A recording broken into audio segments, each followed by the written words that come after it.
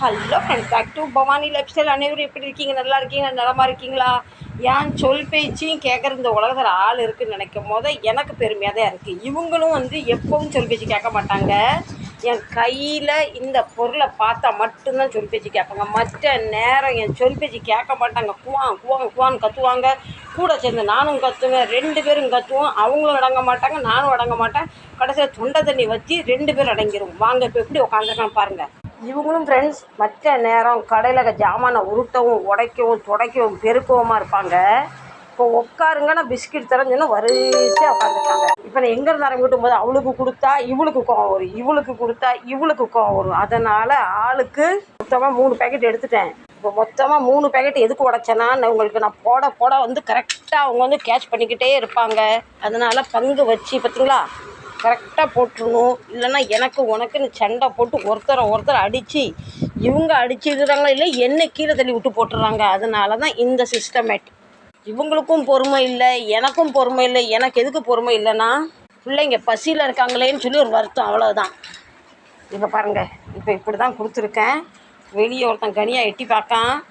அவன் தான் இத்தனை பேருக்கும் இந்த உலகத்தில் வந்தது காரணம் அவன் தான். ஆனால் பொண்டாட்டியும் பிடிக்காது, பிள்ளைங்களும் பிடிக்காது. இவங்க கட்சி இல்லை. அவன் ஏன் வழி தனி வழின்னு சொன்ன மாதிரி தனியாக இருப்பான். இது ஒன்று கனியாக்கு, இது கனியா காதலிக்கு. இப்போ இவங்களாம் என்ன வழி விட்டால் தானே கனியாவும் கவனிக்க முடியும், கனியா காதலியும் கவனிக்க முடியும். இவங்க மூஞ்செல்லாம் பார்க்காங்க. கனியா என்ன வெளியே வரியா, நான் உள்ளே வரட்டேன், என்ன வெளியே வரியா உள்ளே வரணும். அவன் வேறு ஒரு மாதிரி முறைச்சி பார்க்குறான். போட்டு பிள்ளைங்களுக்கு ஒன்று உடச்சி கொடுத்துருவோம். இது இவங்களுக்கு ஸ்நாக்ஸ் மாதிரி. நம்ம எப்படி சோறு சாப்பிட்டு வாழைப்பழம் சாப்பிடுவோம், அந்த மாதிரி இவங்களுக்கு இதை சோறே இதுன்னு ஆகும்போது ரொம்ப கஷ்டமாக இருக்குது. என்னத்தை செய்யட்டும்.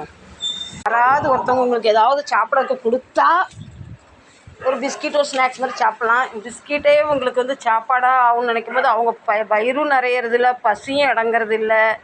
ரொம்ப கஷ்டமாக இருக்குது. எனக்கு உங்களை பார்க்கும்போது ரொம்ப வருத்தமாக இருக்குது.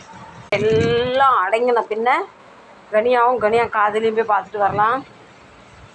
கனியா இங்கே நிற்கான், காதலி அங்கே நிற்கான். கனியாவோட லவ்வர் இவா பொண்டாட்டிகிட்ட போட்டு கொடுத்தது யார்? அவள் மூத்த மாவா. இந்த பையன் போட்டு கொடுக்கல. பொண்ணு அப்பனுக்கு விசுவாசியாக இருக்கும் பார்த்தீங்களா, அதனால் பொண்ணு அப்பன்ட்ட சொல்லி கொடுத்துட்டா. அதனால் கனியா கோவத்தில் இருக்கான். கனியான்ட்ட என்ன கேட்குறேன், நீ வெளியே வரியா, நான் உள்ளே வரட்டான்னு. நம்ம வாசலுக்கு உட்காந்துக்கலாம். சண்டைக்கு போகிற மாதிரி நிற்காங்க. அப்பன் தானே, உனக்கு பெற்றவன் தானே, இரு. எனக்கு கனியான்னு பேர் வச்சது நான் தான். கணேஷை சுருக்கமாக பாசமாக கனியான்னு கூப்பிடுறேன். சாப்பிட்டுட்டு நைஸாக என் பொண்டாட்டி இருக்கான்னு பார்க்கான். பொண்டாட்டியும் வேணும், காதலியும் வேணும்னா பொண்டாட்டி செருப்பை பிஞ்சு விடுவா. நான் என்ன செய்யட்டும், உங்கள்கிட்ட என்ன பேசட்டும். அதனால தான் இந்த